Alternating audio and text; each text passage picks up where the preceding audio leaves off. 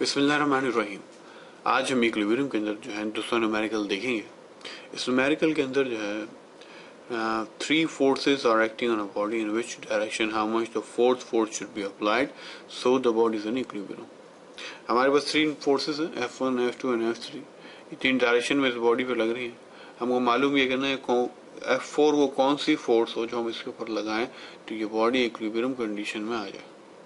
हमें मालूम है कि इक्विलिब्रियम कंडीशन में आने के नेट फोर्सेस का जो रिजल्टेंट होना चाहिए वो क्या होना चाहिए, वो जीरो होना चाहिए। अब क्योंकि ये सारी फोर्सेस किसी एंगल पे लग रही हैं तो हमें सबसे पहले तो उनके रिजल्टेंट फोर्सेस मालूम करनी पड़ेंगी जो एक्स एक्सिस पे लग रही हैं और जो वाई एक्सिस पे लग रही हैं। तो सबसे पहले काम क्या करना है, इन फोर्सेस को इन्वर्स फोर्स को रिजॉल्व करना है हमको। ये हम इससे पहले पढ़ चुके हैं कि अगर कोई फोर्स है उसका एक्स पे रिजल्टेंट मालूम करना है तो क्या हुआ, F1 x is equal to cos theta है। तो इस केस में क्या होगा, इस केस में हमारे पास हो जाएगा ये 20 न्यूटन है और cos कहता है ये cos F1 का 45 डिग्री है। तो हमारे पास ये बन जाएगा cos 45 का 0.707 होता है। तो ये हमारे पास हो गया 14.4 न्यूटन से F1x। तो F1y क्या होगा, F1 इंटू साइन थीटा होगा क्योंकि हमारे पास 20 है और साइन क्या है 45 डिग्री है। तो ये कितना बन जाएगा, ये भी 20 है। हमें मालूम है कि साइन 45.707 है। तो इसका भी रिजल्टेंट वेक्टर क्या है, ये भी 14.14 न्यूटन है। और दूसरी फोर्स क्या भाई, ये F2 फोर्स है। F2 का रिजल्टेंट निकालते हैं, तो F2 into cos theta. F2 हमारे पास क्या है, F2 हमारे पास 40 न्यूटन है और कॉस कितना है हमारे पास, कॉस कितना है 30 एंगल क्या 30 डिग्री है। तो हमारे पास ये हो जाएगा cos 30.866 और जब हम इससे मल्टीप्लाई तो मिलता है 34.64 न्यूटन बन गया। अब इसका y कंपोनेंट देखते हैं, तो ये हो जाएगा 40 इंटू साइन 30। साइन 30 कितना होता है, ये 0.5 होता है। ये कितना बन गया, ये 20 न्यूटन बन गया। अब इसका हम जो F3 फोर्स है उसका रिजल्टेंट देखते हैं। तो इसके कितना बन गया, F3 कितनी है हमारे पास फोर्स यहाँ पे, ये 30 न्यूटन है। cos 0 है, यहाँ पे cos 0 1 होता है, तो ये 30 न्यूटन हो गया। और F3y जो है क्या F3 इंटू साइन थीटा होगा, तो ये हो गया 30 इंटू साइन 0। साइन 0 0 होता है तो ये कितने 0 न्यूटन बन गया।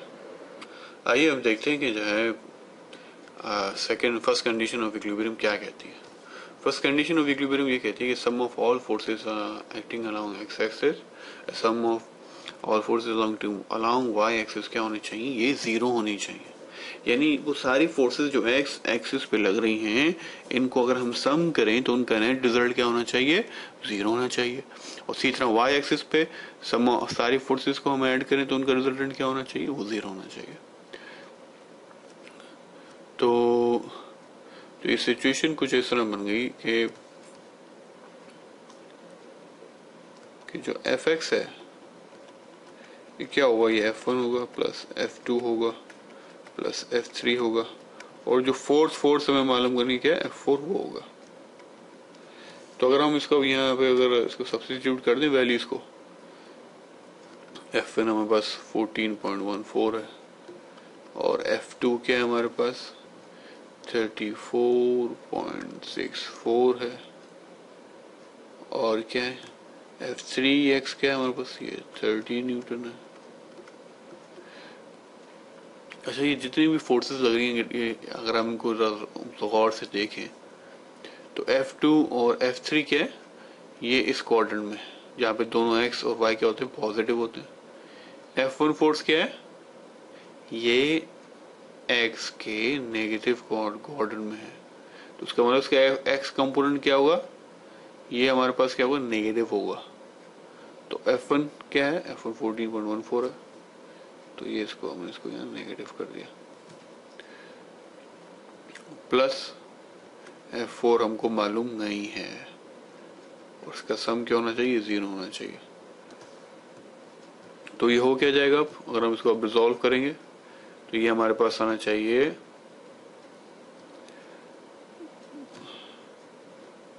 ये हो जाएगा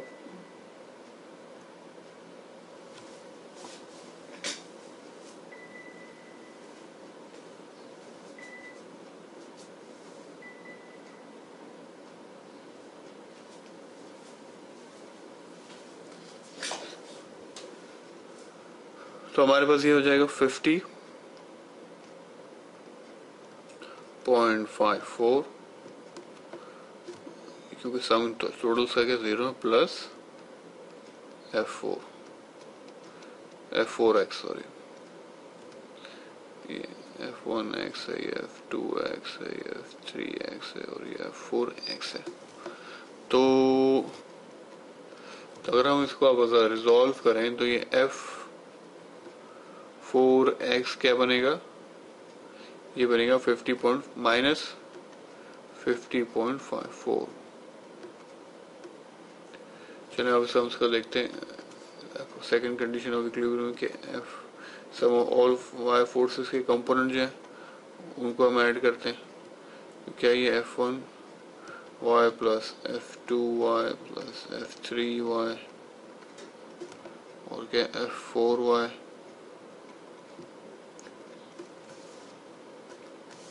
तो अब क्या हो जाएगा अगर हम इसको अब ऐड करें तो F1y क्या है हमारे पास 14.14 है,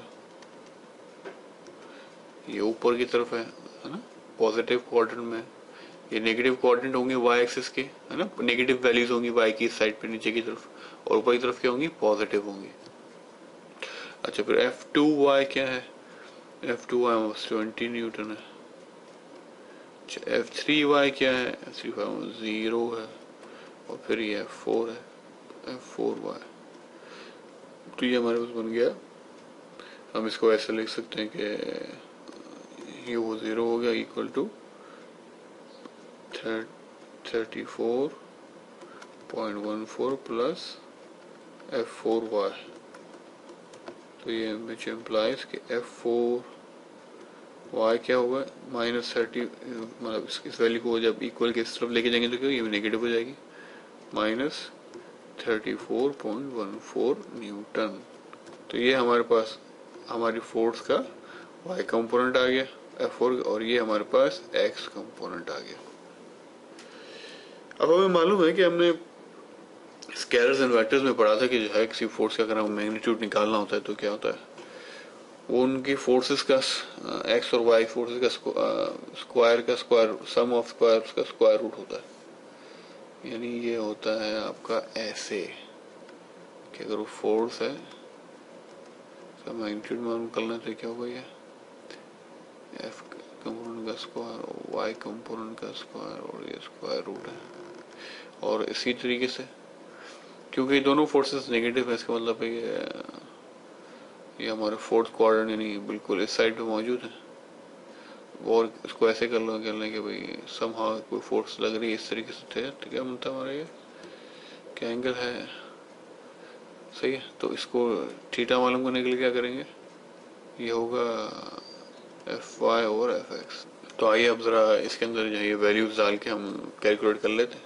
तो ये हमारा क्या हो जाएगा, तो मैग्नीट्यूड ऑफ फोर्स क्या हो जाएगी, ये होगी F, which implies F is equal to square root of -50.54 square plus -34.14 का स्क्वायर, which implies ये हमारे पास बन जाता है, कैलकुलेट करें तो 60.659 न्यूटन। अब हमें टेंजेंट कैलकुलेट करना है, तो टेंजेंट कैलकुलेट करने के लिए थोड़ा सा हम इसको बोर्ड को रब कर लेते हैं, ऊपर के हिस्से को रब कर लेते हैं।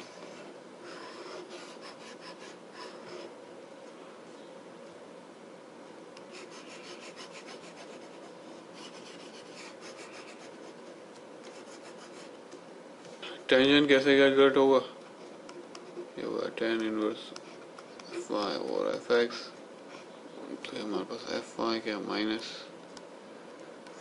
fy क्या है, ये हो गया 34.14 माइनस 50.54, जो थीटा कैलकुलेट होगा उसको जो हम कैलकुलेट करेंगे तो क्या बनेगा, ये 34 डिग्री बनेगा। तो ये हमारे पास ये आंसर हो गया। उम्मीद है आपको ये न्यूमेरिकल समझ में आया होगा।